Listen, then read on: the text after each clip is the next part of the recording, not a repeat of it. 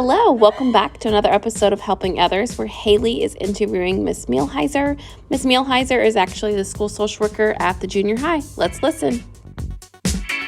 Hello. So the reason that I chose you to interview is because I saw what Miss Newkirk does around the school, and she makes a bunch of kids happy. Mm-hmm. And I thought about it, and I want to be a school social worker whenever I get older. You and Miss Newkirk have things in common, so I thought it'd be good to interview you. Okay. Especially since I'm going to the junior high next year. Yes, I'll get to see you then. Is it okay if I ask a couple questions? Yes. Fire away. What is your job and where do you work? So, I actually work for a company called Youth First. And what they do is they're based out of Evansville, but how it works is they contract with local school districts. And then they put in social workers into different schools. So I'm here in the junior high, and then Miss Hale is in the high school. And so it's similar to Miss Newkirk. We do the same stuff, but I think she is employed actually by the school district, and I'm employed by Youth First. What would you say is your favorite part of your job? My favorite part would just be becoming friends with students, knowing that when they're having a bad day or something is going on in their life, that they feel comfortable enough that they can come talk to me. Where did you go to school and for how long?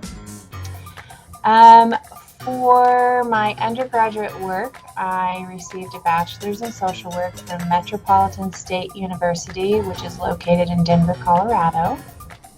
After I moved back here to Indiana, I went to IU, Bloomington campus, got my master's in social work. All of that took me about 5 years to get through. And then after school, there's a test that you have to take to become a licensed social worker. There's actually two.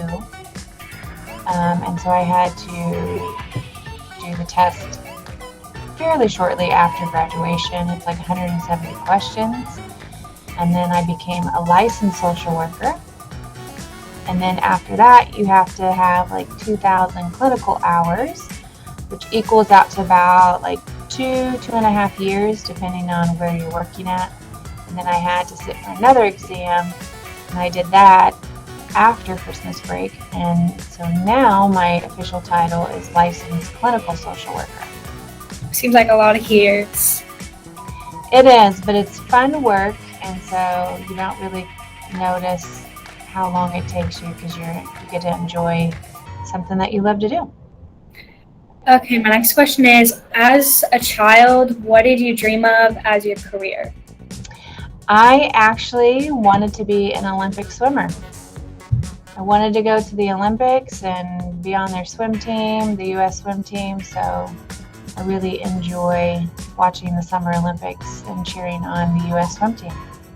You still do that? I do, yeah. Youth First actually puts on an auction every year, and Lily King, one of the Olympic swimmers that graduated from IU, she had some of her Olympic apparel, like she had a dress in there, her swim cap, and another t-shirt, and I actually won it at the auction. So I wore that this past summer while I watched the U.S. Olympic swim team. That's amazing. Yeah. Do you have any advice for me? So I deal with a lot of kids and have like low self-esteem, meaning that they don't think very highly of themselves. It could be that, people make fun of them, or that they don't have people to show love or kindness to them. So my advice for anyone your age and for yourself is that even though people may not say or show how valuable you are, it doesn't mean that you have to believe what others say to you. And I want kids to know that they are loved, and that they're seen, they're valued, and that they have worth. Thank you for interviewing with me. You are most welcome. Thanks for having me. You're welcome. Thank you both so much. That was a great interview, and can't wait for the next one.